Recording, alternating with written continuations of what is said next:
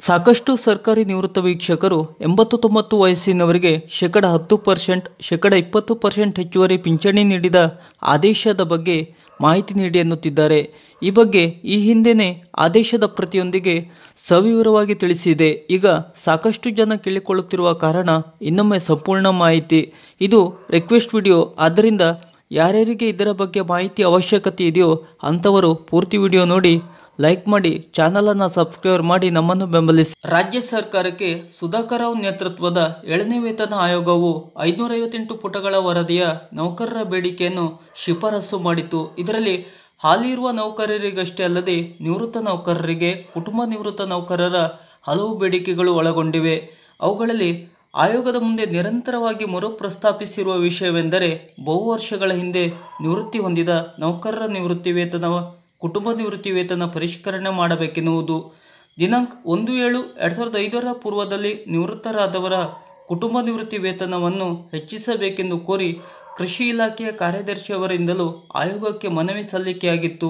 ಮನವಿ ಸ್ವೀಕರಿಸಿದ ನೌಕರರ ಸಂಘದ ಆಯೋಗ ಈ ವಿಷಯವನ್ನು ಇನ್ನೂ ವಿಸ್ತೃತವಾಗಿ ಚರ್ಚಿಸುವ ಅಗತ್ಯತೆಯನ್ನು ಮನಗಂಡಿತು ಮತ್ತು ಅದರನ್ವಯ ದಿನಾಂಕ 1/12/1985 ಪೂರ್ವದಲ್ಲಿ ನಿವೃತ್ತಿಯಾದ ನೌಕರರು ಅದರ ನಂತರದ ವರ್ಷಗಳಲ್ಲಿ ನಿವೃತ್ತಿಯಾದ ನೌಕರರಿಗೆ ಹೋಲಿಸಿಕೊಂಡಾಗ ಕಡಿಮೆ ನಿವೃತ್ತಿ ವೇತನವನ್ನು ಪಡೆಯುತ್ತಿದ್ದು, ಇದಕ್ಕೆ ಪ್ರಮುಖ ಕಾರಣ ಅವರು ನಿವೃತ್ತಿಯ ಸಂದರ್ಭದಲ್ಲಿ ಪಡೆದ ಅಂತಿಮ ವೇತನ ಕಡಿಮೆಯಾಗಿದ್ದುದು ಎಂಬುದನ್ನು ಗಮನಿಸಿದ 5ನೇ ರಾಜ್ಯ ವೇತನ ಆಯೋಗವು ಗರಿಷ್ಠ ಅರ್ಹತಾದಾಯಕ ಸೇವೆಯನ್ನು ಸಲ್ಲಿಸಿ ನಿವೃತ್ತಿಯಾದ ನೌಕರರಿಗೆ ಅವರು ನಿವೃತ್ತಿ ಹೊಂದುವ ಸಮಯದಲ್ಲಿ ಧಾರಣೆ ಮಾಡಿದ ಹುದ್ದೆಯ ಪರಿಷ್ಕೃತ ವೇತನ ಶ್ರೇಣಿಯಲ್ಲಿ ಕನಿಷ್ಠ -50% ನಿವೃತ್ತಿ ವೇತನವನ್ನು ನಿಗದಿಪಡಿಸಲು ಶಿಫಾರಸು ಮಾಡಿತು. ಇಂತಹ ಪಿಂಚಣಿದಾರರಿಗೆ ಯಾವುದೇ ಏಕರೂಪ ಕುಟುಂಬ ನಿವೃತ್ತಿ ವೇತನ ದರ ನಿಗದಿಯಾಗಿರುವುದಿಲ್ಲ ಮತ್ತು ನೌಕರರು ನಿವೃತ್ತಿ ಸಂದರ್ಭದಲ್ಲಿ ಅಂತಿಮವಾಗಿ ಪಡೆದ ವೇತನದ ಆಧಾರದ ಮೇಲೆ ಪಿಂಚಣಿಯು -15% -30% ನಿಗದಿಯಾಗಿರುವುದನ್ನು ಗಮನಿಸಿ 5ನೇ ವೇತನ ಆಯೋಗವು ಜಾರಿಯಲ್ಲಿರುವ ಕನಿಷ್ಠ ಮತ್ತು ಗರಿಷ್ಠ ಮಿತಿಗೊಳಪಟ್ಟು ಕೊನೆಯ ವೇತನದ -30% ಏಕರೀತಿಯಾದ ಕುಟುಂಬ ನಿವೃತ್ತಿ ವೇತನವನ್ನು ಸಂದಾಯ ಮಾಡಬೇಕು ಎಂದು ಶಿಫಾರಸು ಮಾಡಿರುತ್ತದೆ. ಈ ಶಿಫಾರಸುಗಳಿಗೆ ಭಿನ್ನವಾಗಿ ಅಂತಹ ನಿವೃತ್ತಿಯಾದ ನೌಕರರ ಅಥವಾ ಕುಟುಂಬಗಳಿಗೆ ಅವರ ವಯಸ್ಸಿನ ಆಧಾರದ ಮೇಲೆ ಅವರ ನಿವೃತ್ತಿ ವೇತನ, ಕುಟುಂಬ ನಿವೃತ್ತಿ ವೇತನವನ್ನು ಹೆಚ್ಚಿಸುವ ಪರಿಹಾರವನ್ನು ನೀಡಲು ಸರ್ಕಾರವು ನಿರ್ಧರಿಸುತ್ತದೆ. ಅದರಂತೆ ದಿನಾಂಕ 1/4/2006 80 ಮತ್ತು 85 ವರ್ಷಗಳ ನಡುವಿನ ವಯಸ್ಸಿನ ನಿವೃತ್ತ ನೌಕರರಿಗೆ -20% ಹೆಚ್ಚುವರಿ ನಿವೃತ್ತಿ ವೇತನ, ಇದು ಕುಟುಂಬ ನಿವೃತ್ತಿ ವೇತನದವರೆಗೂ ಅನ್ವಯಿಸುತ್ತದೆ. 85ರಿಂದ 90 ವರ್ಷದವರಿಗೆ -30% ಹೆಚ್ಚುವರಿ ವೇತನ ಮತ್ತು 90 ವರ್ಷಗಳ ಮೇಲ್ಪಟ್ಟ ನೌಕರರಿಗೆ -50% ಹೆಚ್ಚುವರಿ ನಿವೃತ್ತಿ ವೇತನವನ್ನು ನೀಡಲಾಗುತ್ತದೆ. ಇದನ್ನು ಕೇವಲ ದಿನಾಂಕ 1/7/1993 ಮೊದಲು ನಿವೃತ್ತಿಯಾದ ನೌಕರರಿಗೆ ಮಾತ್ರ ಅನ್ವಯಿಸಲಾಗಿದೆ. ಈ ವಿಷಯವನ್ನು 6ನೇ ರಾಜ್ಯ ವೇತನ ಆಯೋಗವು ಸಹ ಪರಿಶೀಲಿಸಿದ್ದು, ದಿನಾಂಕ 1/12/1985 ಪೂರ್ವದಲ್ಲಿ ನಿವೃತ್ತಿಯಾದ ನೌಕರರಿಗೆ ಪಾವತಿಸಬಹುದಾದ ನಿವೃತ್ತಿ ವೇತನ ಮತ್ತು ದಿನಾಂಕ 1/7/2005 ಮೊದಲು ನಿವೃತ್ತಿಯಾದ ನೌಕರರ ಕುಟುಂಬ ನಿವೃತ್ತಿ ವೇತನ ಗಣನೀಯವಾಗಿ ಕಡಿಮೆ ಇರುವುದನ್ನು ಗಮನಿಸಿ 5ನೇ ವೇತನ ಆಯೋಗದ ಶಿಫಾರಸುಗಳನ್ನು ಪುನರುಚ್ಚರಿಸಿ ಆತ ಅಥವಾ ಆಕೆಯು ನಿವೃತ್ತಿ ಸಂದರ್ಭದಲ್ಲಿ ಧಾರಣೆ ಮಾಡಿದ ಹುದ್ದೆಗೆ ಅನ್ವಯವಾಗುವ ಕನಿಷ್ಠ ಪರಿಷ್ಕೃತ ವೇತನ ಶ್ರೇಣಿಯ -50% ನಿವೃತ್ತಿ ವೇತನವನ್ನು ಪರಿಷ್ಕರಣೆ ಮಾಡಬೇಕು ಮತ್ತು ಕುಟುಂಬ ನಿವೃತ್ತಿ ವೇತನವನ್ನು -30% ನಿಗದಿಗೊಳಿಸಬೇಕು ಎಂದು ಶಿಫಾರಸು ಮಾಡಿತು.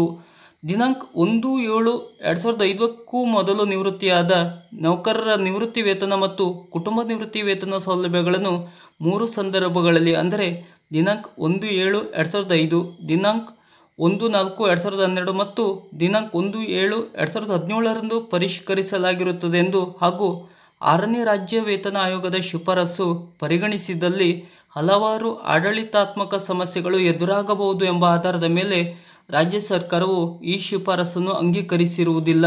ನೆನಪಿರಲಿ, ರಾಜ್ಯ ಸರ್ಕಾರವು ಈ ಶಿಫಾರಸನ್ನು ಅಂಗೀಕರಿಸಿರುವುದಿಲ್ಲ.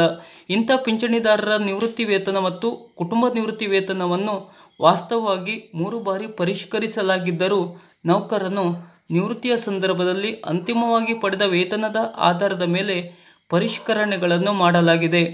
ಮತ್ತೊಂದು ರೀತಿಯಲ್ಲಿ ಹೇಳುವುದಾದರೆ ಬಹಳ ವರ್ಷಗಳ ಹಿಂದೆ ಅಂದರೆ 1985ರ ಪೂರ್ವದಲ್ಲಿ ನಿವೃತ್ತಿಯಾದ ಪಿಂಚಣಿದಾರರು 5ನೇ ಮತ್ತು 6ನೇ ರಾಜ್ಯ ವೇತನ ಆಯೋಗದ ಶಿಫಾರಸುಗಳನ್ನು ಜಾರಿ ಮಾಡಿದ್ದಲ್ಲಿ ಅವರು ಪಡೆಯಬಹುದಾಗಿದ್ದ ನಿವೃತ್ತಿ ವೇತನಗಿಂತಲೂ ಗಣನೀಯವಾಗಿ ಕಡಿಮೆ ನಿವೃತ್ತಿ ವೇತನ ಅಥವಾ ಕುಟುಂಬ ನಿವೃತ್ತಿ ವೇತನವನ್ನು ಪಡೆಯುತ್ತಿರುವುದು ಮುಂದುವರೆದಿದೆ.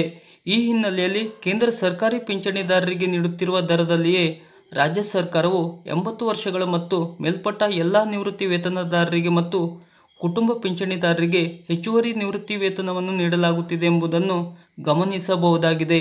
ಈ ಹಿಂದೆ ಉಲ್ಲೇಖಿಸಿದಂತೆ ಇದು ಹೆಚ್ಚು ಕಡಿಮೆ ದಿನಾಂಕ 1/7/1993ರ ಪೂರ್ವದಲ್ಲಿ ನಿವೃತ್ತಿಯಾದ ನೌಕರರಿಗೆ ನೀಡಲಾಗುತ್ತಿರುವ ಹೆಚ್ಚುವರಿ ವೇತನದ ಮಾದರಿಯಲ್ಲಿದೆ. ಇದರ ಪರಿಣಾಮವಾಗಿ 80 ವರ್ಷ ಮೇಲ್ಪಟ್ಟ ಎಲ್ಲ ಪಿಂಚಣಿದಾರರಿಗೆ ವಿಸ್ತರಿಸಲಾಗಿರುವ ಹಿನ್ನೆಲೆಯಲ್ಲಿ ಮೇಲೆ ಉಲ್ಲೇಖಿಸಿದಂತೆ ಇಂಥ ನಿವೃತ್ತಿ ವೇತನದಾರರಿಗೆ ಕುಟುಂಬ ವೇತನದಾರರಿಗೆ ನೀಡಲಾದ ಪರಿಹಾರವು ಯಾವುದೇ ವಿಶೇಷ ಪ್ರಾಮುಖ್ಯತೆಯನ್ನು ಹೊಂದಿರುವುದಿಲ್ಲ. 5ನೇ ಮತ್ತು 6ನೇ ರಾಜ್ಯ ವೇತನ ಆಯೋಗಗಳು ಈ ಪರಿಸ್ಥಿತಿಯ ಕುರಿತು ಪ್ರಸ್ತಾಪಿಸುವ ವಿಷಯ ಇನ್ನು ಹಾಗೇ ಉಳಿದಿರುವುದರಿಂದ ದಿನಾಂಕ 1/12/1985ರ ಪೂರ್ವದಲ್ಲಿ ನಿವೃತ್ತಿ ಹೊಂದಿದ ಯಾವುದೇ ನೌಕರನ ಅಥವಾ ಆಕೆಯ ನಿವೃತ್ತಿಯ ಸಂದರ್ಭದಲ್ಲಿ ಧಾರಣೆ ಮಾಡಿದ ಹುದ್ದೆಯ ಪ್ರಸ್ತುತ ವೇತನದ ಕನಿಷ್ಠ ಮೊತ್ತದ 50% ಆತ ಅಥವಾ ಆಕೆಗೆ ಸಲ್ಲಿಸಬೇಕಾದ ನಿವೃತ್ತಿ ವೇತನವೆಂದು ಪರಿಗಣಿಸಲು ಮತ್ತು ದಿನಾಂಕ 1/7/2005ರ ಪೂರ್ವದಲ್ಲಿ ನಿವೃತ್ತಿಯಾದ ನೌಕರರಿಗೆ ಆತ ಅಥವಾ ಆಕೆಯ ನಿವೃತ್ತಿಯ ಸಂದರ್ಭದಲ್ಲಿ ಧಾರಣೆ ಮಾಡಿದ ಹುದ್ದೆಯ ಪ್ರಸ್ತುತ ವೇತನದ ಕನಿಷ್ಠ ಮೊತ್ತದ 30% ಕುಟುಂಬ ನಿವೃತ್ತಿ ವೇತನವನ್ನು ನಿಗದಿಪಡಿಸಬೇಕೆಂದು ಆಯೋಗವು ಪುನರುಚ್ಚರಿಸಿರುತ್ತದೆ. ಈ ಶಿಫಾರಸನ್ನು ಭವಿಷ್ಯಾರ್ಥವಾಗಿ ಮಾತ್ರ ಜಾರಿಗೆ ಬರುವಂತೆ ಅನ್ವಯಿಸತಕ್ಕದ್ದು. ಇಂಥ ನಿವೃತ್ತಿ ವೇತನದಾರರ ಕುಟುಂಬ ನಿವೃತ್ತಿ ವೇತನದಾರರ ಸಂಖ್ಯೆಯು ಅತಿ ಕಡಿಮೆ ಇದ್ದು ಅವರ ಪಿಂಚಣಿಯ ಪರಿಷ್ಕರಣೆಯಿಂದ ಒಟ್ಟಾರೆ ವೇತನ ವೆಚ್ಚದ ಮೇಲೆ ಆಗುವ ಪರಿಣಾಮ ಸೀಮಿತವಾದುದು ಎಂದು ಆಯೋಗ ತಿಳಿಸಿದೆ. ಇದು ಬಹಳ ಹಿಂದೆ ನಿವೃತ್ತಿಯಾದವರಿಗೆ ಈ ಹಿಂದೆ ಹೆಚ್ಚುವರಿ ನೀಡಿದ ಪಿಂಚಣಿಯ ಆಯೋಗದ ವರದಿ. ಏನಾದರೂ ಗೊಂದಲವಿದ್ದರೆ ಕಮೆಂಟ್ ಬಾಕ್ಸ್ನಲ್ಲಿ ನಮಗೆ ಕಮೆಂಟ್ ಮಾಡಿ. ಈ ಥರದ ಮಾಹಿತಿಗಳಿಗಾಗಿ ನಮ್ಮ ಚಾನಲನ್ನು ಸಬ್ಸ್ಕ್ರೈಬ್ ಮಾಡಿ ನಮ್ಮನ್ನು ಬೆಂಬಲಿಸಿ. ನಮಸ್ಕಾರ.